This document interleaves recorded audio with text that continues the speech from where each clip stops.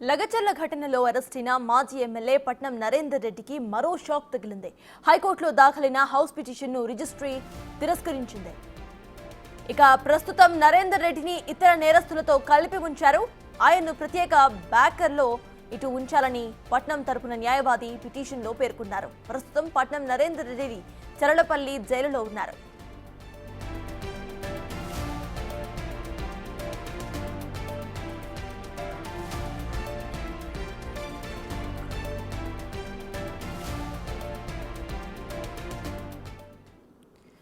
ఇటు పట్నం నరేందర్ రెడ్డిని ప్రత్యేక బ్యారాక్లో ఉంచాలని వేసిన పిటిషన్ అయితే హైకోర్టు తిరస్కరించింది. ఇదే అంశంపై పూర్తి డీటెయిల్స్ మా ప్రతినిధి సురేష్ అందిస్తారు. సురేష్, చెప్పండి, ఇప్పటికైతే హైకోర్టు తిరస్కరించినట్టు తెలుస్తోంది. అయితే నెక్స్ట్ ఇటు పట్నం నరేందర్ రెడ్డి లాయర్స్ నెక్స్ట్ ఏం చేయబోతున్నారు? అక్కడ అప్డేట్స్ ఏంటి?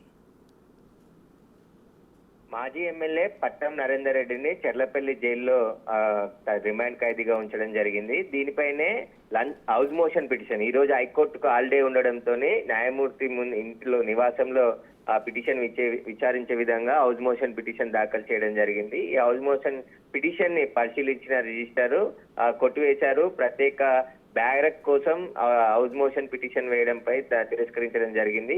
సాధారణ ఖైదీల్లోనే పట్నం మహేందర్ రెడ్డిని ఉంచడం జరిగింది. కానీ తన న్యాయవాది స్పెషల్ బ్యారక్ ను ఏర్పాటు చేయాలని చెప్పేసి కూడా కోరడం జరిగింది ఈ పిటిషన్ లో. దీనికి సంబంధించి ఆయన మాజీ ఎమ్మెల్యేగా ఉన్నాడు. సాధారణ ఖైదీల మాదిరిగానే పట్నం నరేందర్ రెడ్డిని ఉంచారని చెప్పేసి కూడా పిటిషన్ వేయడం జరిగింది. దీనికి సంబంధించి రిజిస్టార్ డిస్మిస్ చేయడం జరిగింది. రైట్. అయితే సురేష్, చూస్తే డిస్మిస్ చేశారు కాబట్టి మళ్ళీ ఇంకొక పిటిషన్ వేసే అవకాశం ఉంది అనుకోవచ్చు.